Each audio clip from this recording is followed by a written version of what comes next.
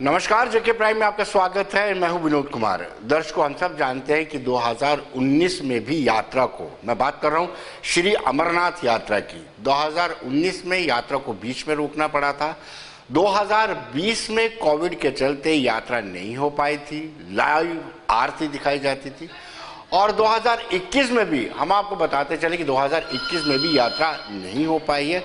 अलबत्ता जो पूजा अर्चना है, जो छड़ी मुबारक है, वो जरूर जारी है। आज छड़ी मुबारक को दशनामी अखाड़े के महंत दपेंद्र गिरी की अगुवाई में रवाना कर दिया गया।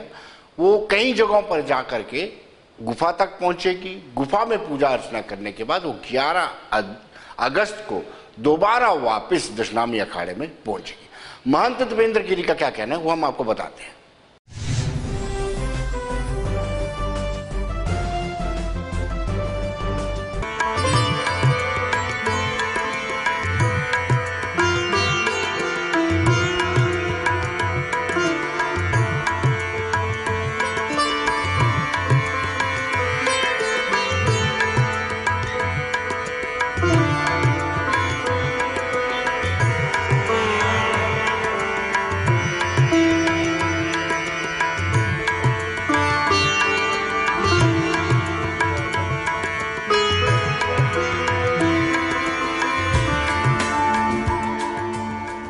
आज जैसा हम जानते हैं कि प्रातःकाल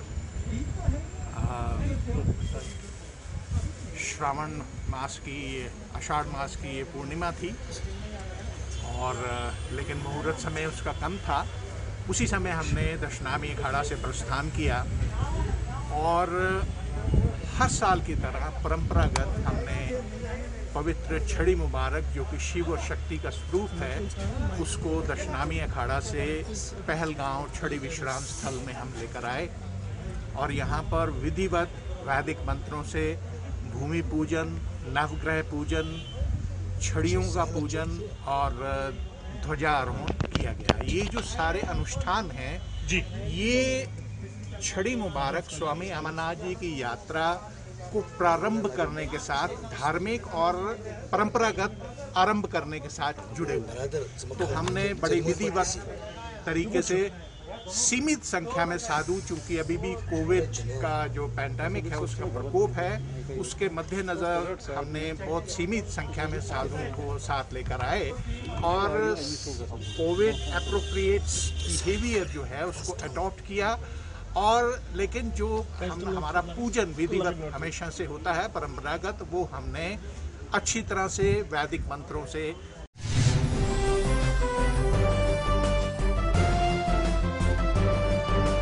तो दोस्तों, इस वक्त फोन लाइन पर हमारे सहयोगी, सीनियर सहयोगी फिदा हुसैन अनंतनाग से जुड़ चुके हैं। फिदा, आज छड़ी मुबारक को रवाना कर दिया गया है।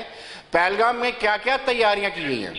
देखिए विनोद, आपको मेरी आवाज पहुंच रही है? जी बिल्कुल बिल्कुल, बोलिए। देखिए, मैं आपको बता दूं कि जो अखाड़ा मंदिर श्रीनगर है, वहां से आज छड़ी पूजा जो है वो पहलगाम पहुंची है और पहलगाम में भूमि पूजा की गई है, जिसमें महंत दपेंद्र गिरी जो है उन्होंने पूजा अर्चना में जो है भाग लिया है। उसके बाद सूर्य मंदिर मटन में भी पूजा की गई है।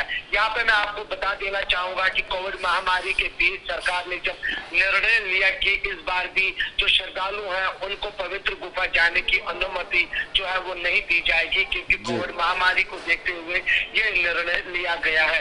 विनोद, यहाँ पर मैं साथ ही साथ आपको ये भी बता दूं कि एक बार फिर महंत ने कहा कि सरकार का जो ये फैसला है ये सही फैसला था और ये अवश्य जो है लोगों को इसमें भाग लेना चाहिए और सहयोग भी करना चाहिए। और लोगों ने जिस तरह से यहाँ पर इस महामारी में सरकार का साथ दिया उसका उन्होंने स्वागत किया। लेकिन यहाँ पर महंत ने कहा कि अभी कोविड खत्म नहीं हो चुका है, अभी लोगों को संयम बरतना चाहिए, लोगों को बिना मास्क के बाहर नहीं आना चाहिए। सरकार का काम है, सरकार का अस्पताल बनवाना काम है, ऑक्सीजन प्लांट कायम करना और बाकी अन्य चीजें जो है वो सरकार का काम है। लेकिन हमें खुद देखना चाहिए कि हम इस महामारी में कैसे लड़ सकते हैं, कैसे जीत जो है प्राप्त कर सकते हैं। वहाँ पर जो लोग हैं, जो स्थानीय लोग हैं, उन्होंने छड़ी पूजा का स्वागत किया। वहाँ पर कुछ जो श्रद्धालु आए थे उन्होंने हमारे साथ बात करते हुए यही कहा कि भोले के दर्शन करने के लिए हम काफी उत्सुक है। पिछले 2 वर्षों से जब से कोविड महामारी शुरू हुई है, लेकिन पहलगाम पहुंच के और छड़ी को देख के हमारी जो मनोकामनाएं हैं, जो हमने मनोकामनाएं की थी भगवान से, वो आज हमारी पूरी हो गई है। और उन्होंने ये भी कहा कि बम बम बोले और जय जयकार के नारे जो है वो आज 2 वर्ष के बाद पहलगाम में जो है वो पहुंचे, और वहां पर उन्होंने यही कहा कि मन्नत जो है वो पूरी हो गई। लेकिन यहाँ पर स्थानीय लोगों ने ये कहा कि जो हम स्वागत करते हैं, जो परंपरा रही है पहले से ही, सबसे वहां पर बाबा के दर्शन करने के लिए जो देश के अन्य विभागों से जो लोग आते हैं उनका हम यहाँ पर इस्तेमाल हमेशा करते हैं। और उन्होंने कहा कि हमने छड़ी पूजा की। फिदा मैं आपको रोकूंगा। फिदा, मैं ये जानना चाहूंगा कि 2 सेक्शन है जिनकी आस्था जुड़ी होती है, और दूसरा सेक्शन, दूसरा वर्ग वो रहता है जो इसको व्यवसाय की दृष्टि से देखते हैं। क्या दोनों में ही निराशा इस बार यात्रा नहीं हुई? देखिए, अगर हम निराशा की बात करेंगे, जिससे जो भक्त है वो तो हमेशा यही चाहते हैं कि कब हम पवित्र रास्ता, इस रास्ते से जो है भोले के दर्शन करेंगे। वहां पर आंखों के सामने जब कोई दर्शन करता है तो वो यही कहता है कि जो मन में मनोकामनाएं हैं वो लेके हम जाते हैं और वहां पर हमारी मनोकामनाएं पूरी हो जाती है। लेकिन 2 वर्षों से हम देखें कि जब से कोविड महामारी हुई है, कोविड 1 से जब हम निकल रहे थे, फिर उस वक्त भी यहाँ पर यही निर्णय लिया गया कि यात्रा नहीं हो पाएगी। उसके बाद भी श्रद्धालु जो है वो मायूस होकर वापस लौटा है। और जब आज एक बार फिर फैसला लिया गया कि यात्रा नहीं हो पाएगी, लेकिन ऑनलाइन दर्शन किए जाएंगे, और ऑनलाइन दर्शन जो है जो श्रद्धालु है भोले के वो दर्शन करते हैं। लेकिन वहां पर आज एक बार फिर जो नारे गूंजे 1 2 3 4 बाबा तेरी जय जयकार, बम बम बोले के नारे आज पहलगाम के मंदिर के बाहर जो है वो गूंजते रहे। और खुद मान गिरी जो यहाँ पे कोविड महामारी में जिनकी मृत्यु हुई है उनकी आत्मा की शांति के लिए भी दुआ की गई, और ये दुआ भी की प्रार्थना भी की गई कि ये महामारी जो है ये जल्द खत्म होनी चाहिए देश से, और पूरे मुल्क और पूरे दुनिया से जहाँ पे ये हुआ है वहाँ पर कोविड महामारी के लिए भी खास पूजा की गई है। लेकिन यहाँ पर उन्होंने यही कहा कि अभी भी लोगों को चाहिए कि वो संयम बरते, वो बिना मास्क के साथ ना है। अभी मुल्क जो है, देश जो है वो इस वक्त लड़ रहा है, और हमें सरकार का भी साथ देने की अभी आवश्यकता है। जी, बहुत बहुत शुक्रिया फिदा, धन्यवाद।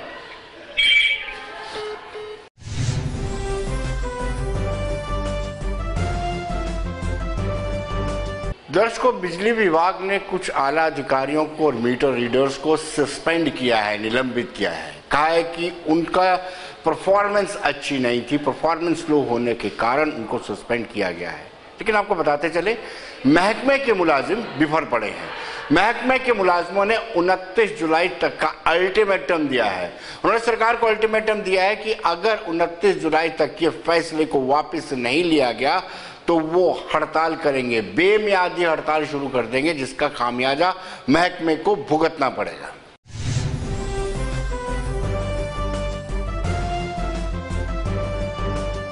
सर वो कारण बताया नहीं मेरे को, ना कोई कॉपी मिली है ना कुछ मिला है। सिर्फ मेरे को फ़ोन आया था कि तेरे को सस्पेंड कर दिया गया है। तो वो वही कॉपी क्या पूछ रहा हूँ, कॉपी वगैरह कुछ भी नहीं, तो ऐसे ही सस्पेंड किया गया है। क्या वजह क्या बताएगी? सर रेवेन्यू का कह रहे हैं कि रेवेन्यू का चक्कर है, तो रेवेन्यू में मेरे पास 1500-1600 घर है, और तो आधे से ज़्यादा बंद है। कुछ आधे श्रीनगर गए हुए हैं, आधे कहीं गए हुए हैं, तो वो बंद है। वो कह रहे हैं कि दीवार फांद के उनके घर में जाओ, चोर थोड़ी बनना किसी का है।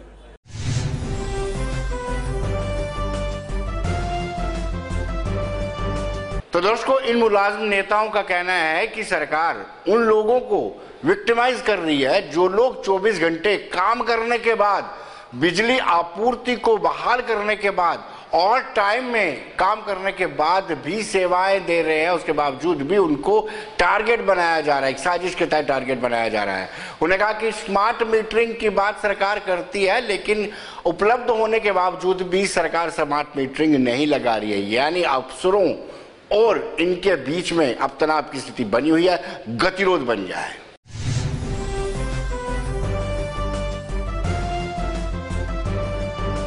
वजह तो अब तक मुझे किसी ने वजह नहीं बताई क्या हो गया। मैं मार्च में 20 में इधर की सब डिवीजन 3 में काम करता था। उस टाइम जब जो इलाका दिया वो खराब था, मैंने ITI दी WI को, वो लिख कर दिया भाई ये अपना सिस्टम सुधारो, लेकिन उन्होंने सिस्टम नहीं सुधारा। टीम में भी 4 बंदे गए, 2 दिन गए तो तीसरे दिन गए ही नहीं। फिर उसके बाद मैंने डब्ल्यू को बोला सर मेरे उधर मार पड़ी है, मेरे को निकालो ये जहाँ से। फिर मुझे मार्च में मुझे क्वार्टरों में लगा दिया 35 थी, और 35 थी से फिर बस एक्शन साहब ने इन्होंने मुझे रिलीव कर दिया। एक्शन साहब ने मुझे रिलीव कर दिया 2 नंबर का नाहर रोड में। उधर से मैं रोज काम मांगता था डब्ल्यू से, मुझे काम दे दो, मैं काम करना है, मैं काम करने वाला बंदा हूँ, मैं काम कर, लेकिन उसने मुझे काम नहीं दिया।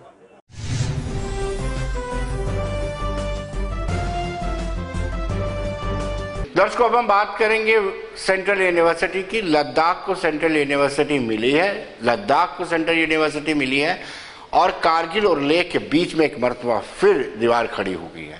कारगिल के लोगों का कहना है कि ये यूनिवर्सिटी का सेंटर जो है, सेंट्रल यूनिवर्सिटी स्थापित की जानी चाहिए और वो कारगिल में होनी चाहिए। उनका यह तर्क है कि कारगिल में ज़्यादा स्टूडेंट हैं, ज़्यादा स्टूडेंट होने के कारण वो डिजर्व करते हैं। इससे पहले भी कारगिल जो है लगातार ये कहता रहा है कि जब जब प्रेस्टिजियस इंस्टीट्यूट खुलते हैं लद्दाख में तो लेह को प्रेफरेंस दी जाती है, कारगिल को प्रेफरेंस नहीं दी जाती है।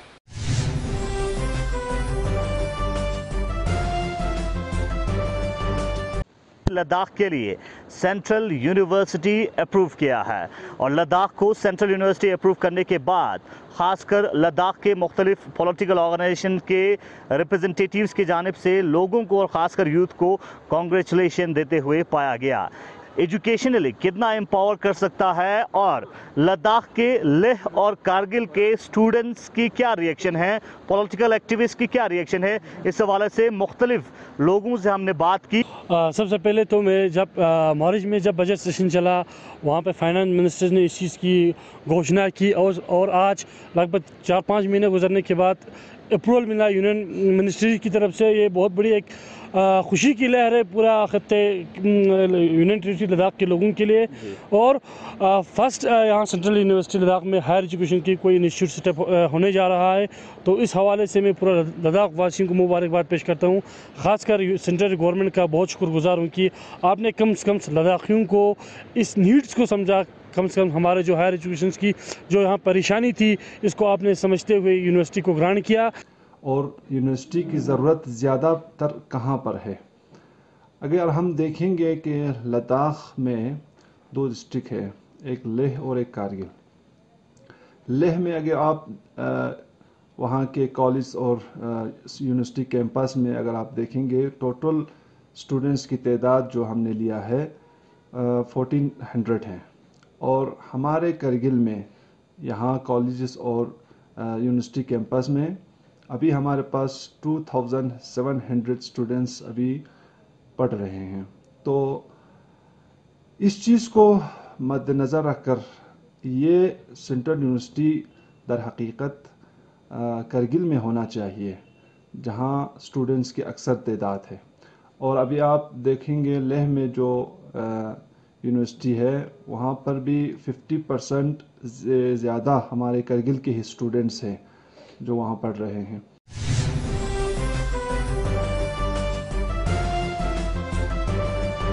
कारगिल के लोगों का कहना है कि कहीं ना कहीं जो पहले यूनिवर्सिटी बनी है उसका भी लाभ पूरी तरह से कारगिल को नहीं मिल पा रहा है। इससे पहले भी जो प्रेस्टिजियस इंस्टीट्यूट खुले हैं उनका लाभ जितना कारगिल को मिलना चाहिए वो नहीं मिल रहा है।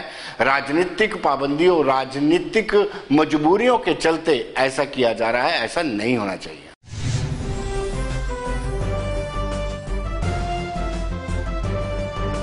वो ये डिसीजन लिया है कि हायर एजुकेशन को बढ़ावा देने के लिए एक सेंट्रल यूनिवर्सिटी का क़याम लद्दाख यूनियन टेरिटरी में अमल में लाया जाएगा। इसका स्वागत करते हैं। दूसरी अहम चीज़ जो ऑनरेबल एलजी साहब ने कहा है, ये थोड़ा मुझे इस बात से इख्तलाफ है। वो इख्तलाफ ये है कि अगर आप यूनिवर्सिटी इस्टेब्लिश करेंगे तो लॉजिकली और रैशनली देखेंगे कि स्टूडेंट्स कहाँ ज़्यादा आपको अवेलेबल रहेंगे। तकरीबन करगिल डिस्ट्रिक्ट के अंदर 2700 के आसपास स्टूडेंट कॉलेजेस और यूनिवर्सिटी ऑफ लद्दाख में है, जबकि लेह में ओनली 1200 to 1400 के आसपास स्टूडेंट्स हैं। लॉजिकली अगर कोई पॉलिटिकल कंपल्शन नहीं है यूनियन टेरिटरी के ऊपर, कोई सियासी दबाव नहीं है, तो लॉजिकली ये यूनिवर्सिटी जो है वो कारगिल डिस्ट्रिक्ट में एस्टेब्लिश होना चाहिए।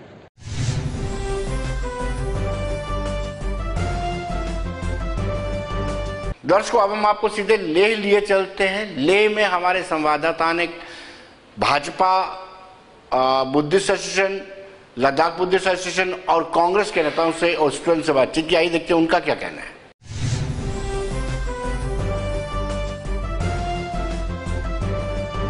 ये डिस्ट्रिक्ट कांग्रेस कमेटी ले के प्रेसिडेंट से भी जानेंगे उनका कैसा रिएक्शन है। सेंट्रल यूनिवर्सिटी जो लद्दाख के लिए अनाउंस हुआ है और जो यहाँ पे जो यूनिवर्सिटी बनने जा रहा है वो खालसे में बनेगा, जिस तरह से अनाउंसमेंट हुई है, तो आप कैसे इस पे क्या कहना चाहेंगे सर? सबको नमस्कार। जैसे कि आप सब जानते हैं, लास्ट थर्सडे को यूनियन मिनिस्टर अनुराग ठाकुर जी द्वारा एक अनाउंसमेंट हुआ है, लद्दाख को एक सेंट्रल यूनिवर्सिटी का डिसीजन, कैबिनेट डिसीजन लिया गया था।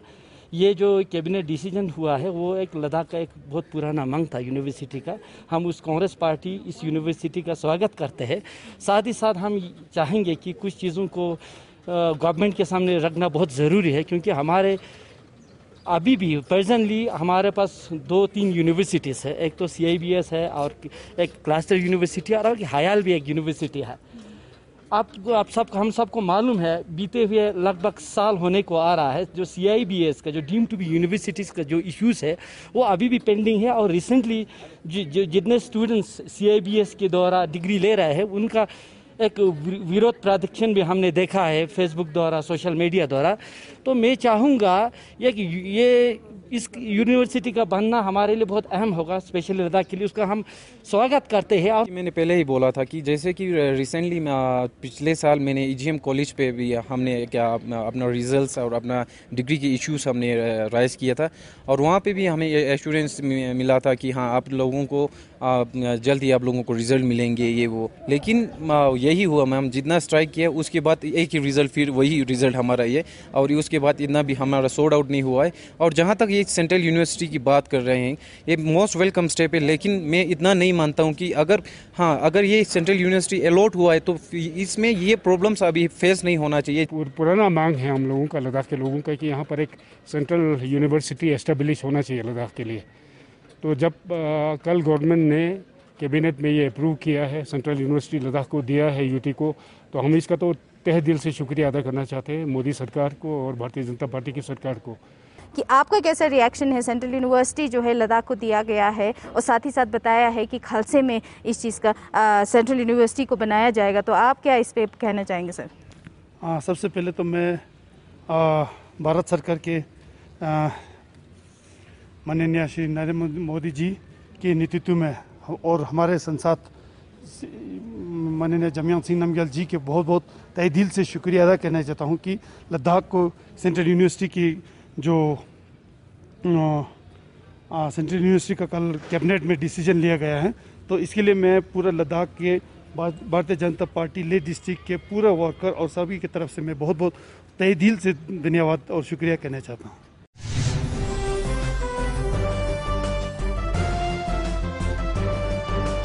दर्शकों, कल हमने आपको बताया था कि महिला को डोमिसाइल मिला है क्लास 7 के तहत। पहला डोमिसाइल जो बाहर की महिला को मिला वो उनसे हमने आपको मुखातिब करवाया था। आज हम उस मेल व्यक्ति से आपसे मुलाकात करवाते हैं, अभिषेक सैनी से, जिनको डोमिसाइल मिला है। वो मूलतः दिल्ली के रहने वाले हैं और यहाँ पर उनको नागरिकता मिली है। ये नागरिकता इसलिए मिली है 35 से को हटाया गया है 370। हमने उनसे बातचीत की, आइए देखते हैं उनका क्या कहना है।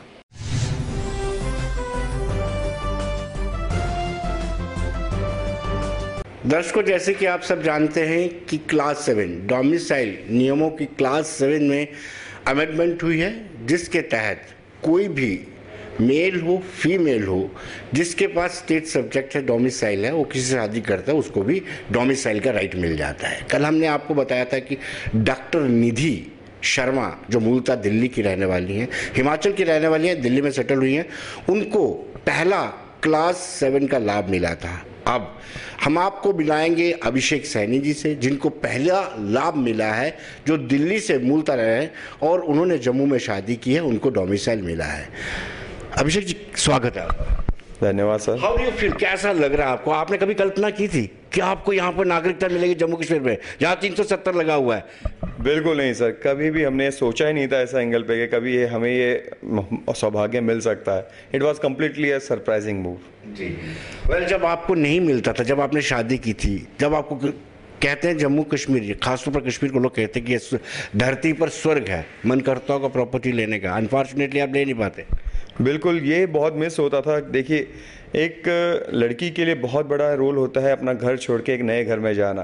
तो बीइंग मैं दिल्ली से ही हूँ, तो हमें ज़्यादा ये फील होता है कि चलो एक अच्छी जगह है जहाँ पे जा सकते हैं। बट एक मेरी वाइफ को बड़ा फील होता था कि हम जहाँ से मैं हूँ ना, मैं वहाँ दोबारा रह सकती हूँ, अपने नाम पे कोई प्रॉपर्टी बना नहीं सकती। तो ये चीज़ कहीं ना कहीं हमें खलती थी। मैं कोई नहीं, कभी लगेगा तो डेफिनेटली हम इन्वेस्ट करेंगे। बट ये जब क्लॉज 7 के इंट्रोडक्शन अमेंडमेंट के बाद, it was a completely surprising move and we are planning to purchase some property, क्योंकि it's a beautiful city. Environment आपका आप दिल्ली से कंपेयर करेंगे, इट्स बहुत बहुत अच्छा है दिल्ली के कंपेरिजन। देखिए, दिल्ली के प्रॉस एंड कॉन्स अच्छे हैं, क्योंकि मैं दिल्ली से हूँ तो दिल्ली मैं पसंद करता हूँ। बट लेकिन ऑल ओवर अगर देखा जाए हैबिटेबल और नेचर से, तो undoubtedly Jammu city is the best. तो ये हमारे लिए बहुत अच्छा रहा कि हम अमेंडमेंट के तहत हम यहाँ पर कुछ अपने लिए, इनफैक्ट मैं कहूँगा अपने बच्चों के लिए और वाइफ के लिए, we can do and get some residential property, यहाँ पे रह सकते हैं और यहाँ के खूबसूरती को हम फील कर पाएंगे। अभिषेक जी, हमें अपना ये डोमिसाइल जो मिला, आप मुझे बताओ, आपका चेहरा, आपको कितनी क्यूरियोसिटी, आपका चेहरा सारा बता रहा है। मैं चाहूँगा कि पैन करे कैमरामैन और आप बताएं डोमिसाइल मिला है। ये भी अपने आप में आपका कीर्तिमान रिकॉर्ड है, क्योंकि पहला डोमिसाइल क्लास 7 में जो मेल है बाहर से, वो आपको मिला है। ये सौभाग्य की बात है और आज गुरु पूर्णिमा भी है। बिल्कुल, बहुत ही लकी दिन है मेरे लिए। मतलब गुरु पूर्णिमा के दिन एक ऐसी चीज़ जो हमने कभी सपने में नहीं सोची थी कि ये हकीकत हो सकती ही है।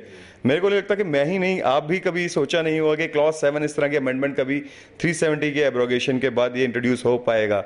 लेकिन ये जो आज हो पाया है, और मैं ये लकी हूँ कि I am the first one to get this certificate. So it's a really honour, बहुत अच्छा फील हो रहा है।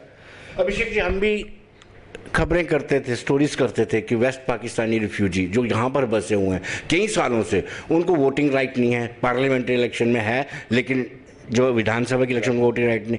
सिर्फ वो नहीं, उसके अलावा गोरखा बिरादरी, बाजी के समाज, वाल्मीकि समाज, हम खबरें जरूर बनाते थे, कभी सोचा नहीं था 5 अगस्त 2019 को ऐसा मास्टर स्ट्रोक मारा गया।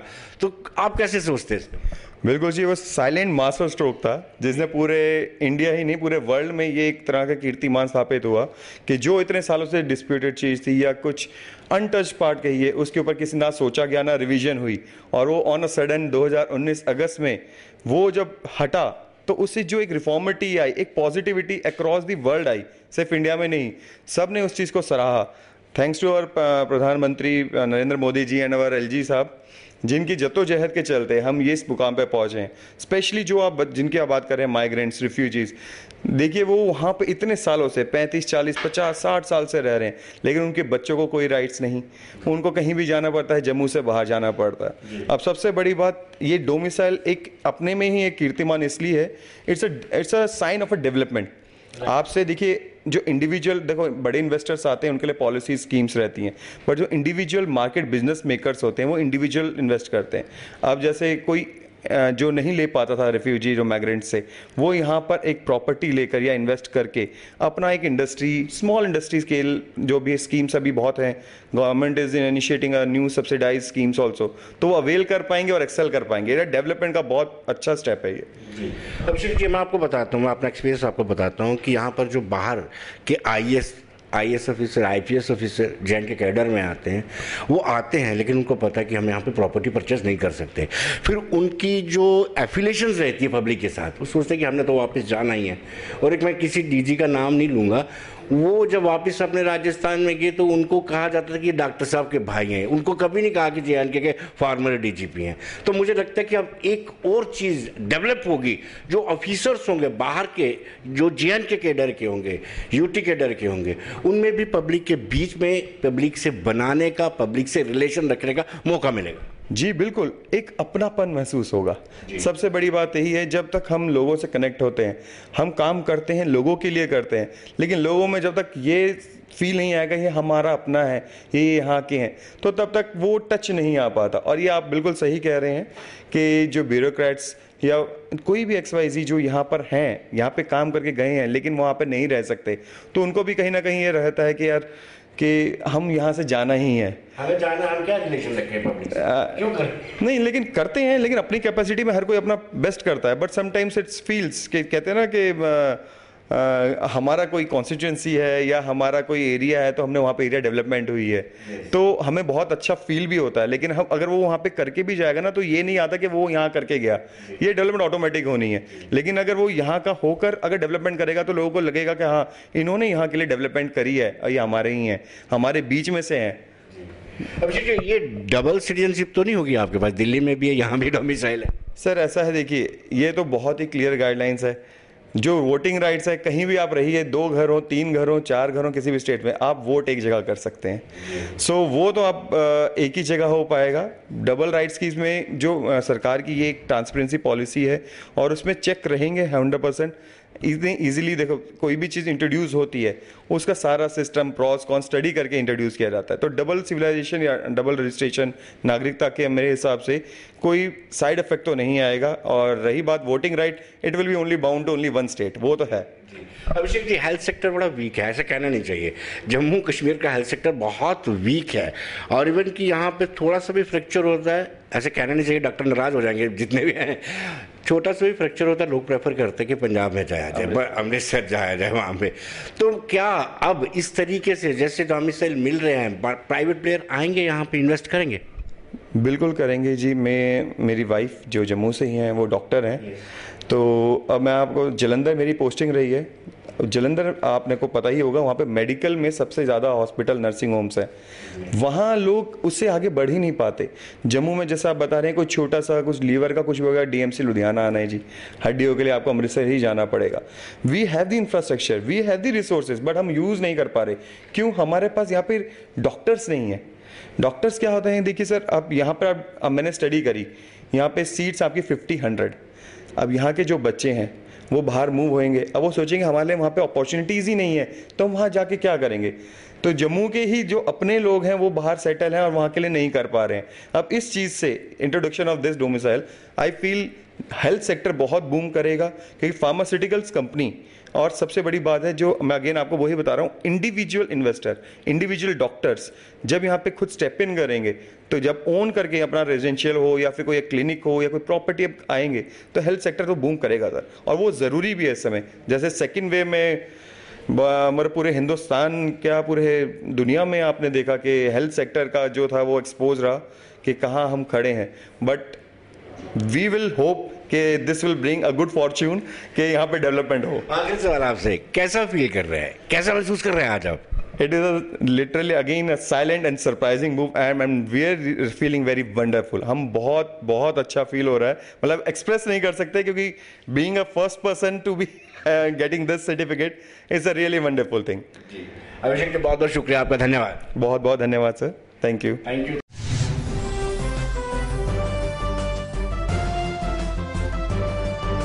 तो दर्शकों, बने रहिए देश दुनिया की खबरों के लिए और मुझे दीजिए इजाजत।